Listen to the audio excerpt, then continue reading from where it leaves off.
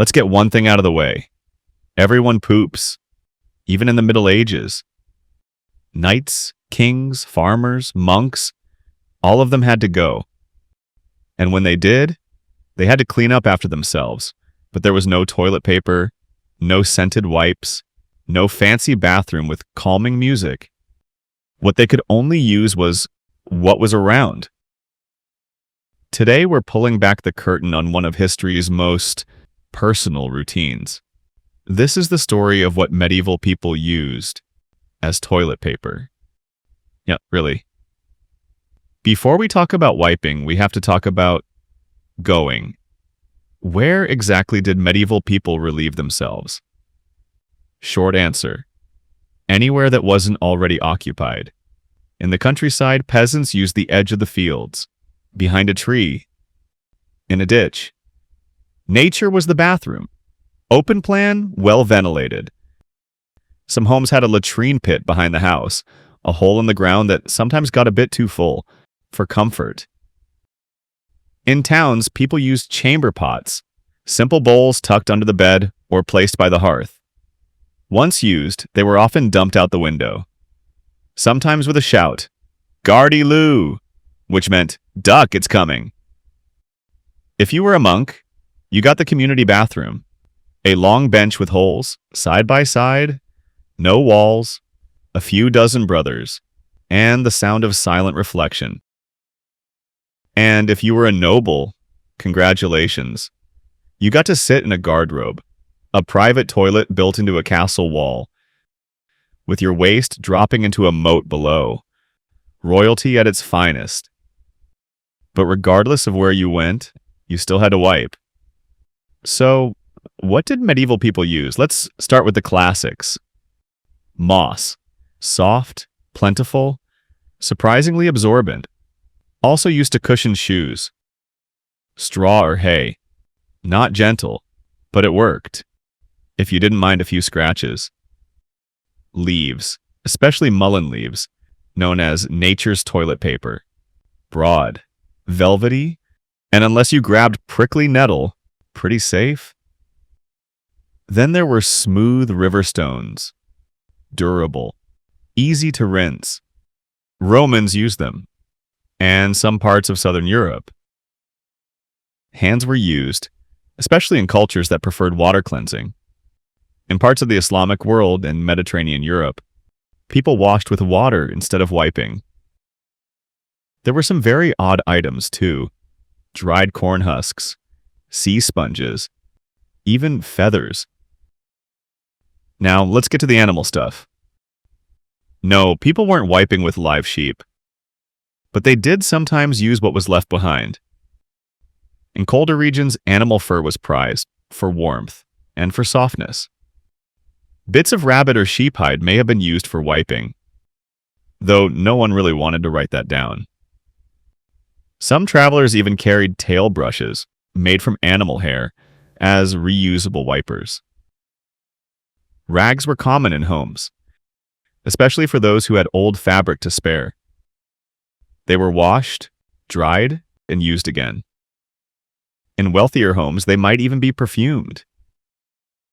Rags were also used in monasteries, where they were shared between brothers. Some of them may have kept a shared cloth roll, suspended on a rod near the latrine, used by one, then the next. Linen was the preferred option for nobles and kings. Soft, lush, and sometimes even embroidered. Just the luxury of layered fabric. And an extra pair of hands, which we will come to later. Coming outside of Europe, in medieval China, some records mention bamboo sticks wrapped in cloth. Practical, but not exactly plush. In Japan, people used wooden paddles called chugi.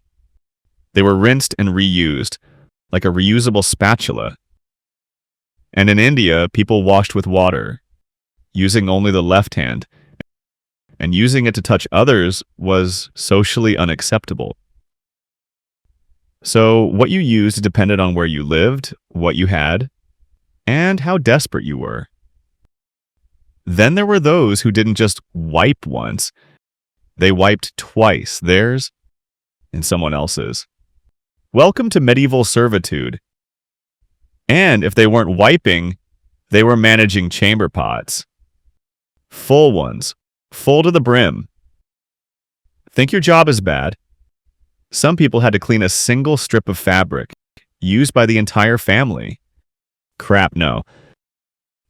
In Tudor England, the groom of the stool was real. The king's personal assistant, for exactly what it sounds like. It was a respected role. He had access to the king's secrets and his stool. And yes, wiping help was part of the job. But whether you were a king or a peasant, one thing was certain. Wiping wasn't always safe. In fact, it could be risky.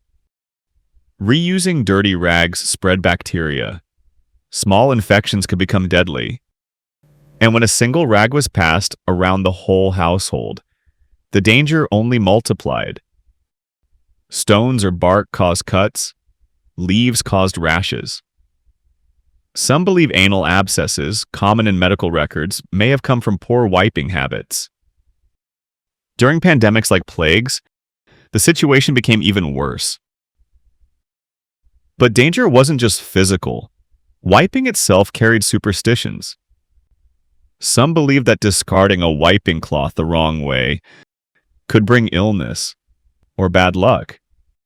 It was considered to be a bad omen to step over a used wiping cloth. It followed other beliefs that demons lurked near cesspits, because if it smelled that bad, it had to be evil.